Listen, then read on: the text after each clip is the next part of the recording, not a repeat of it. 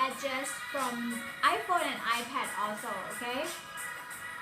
At first, here, you just click here. You can see home, right? If you want to capture your screen, it's very easy. Normally we use like this, right?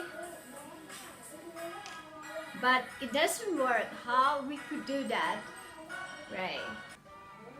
Home and go to device. See that? Go to device and more. Device, more, and see. That's it.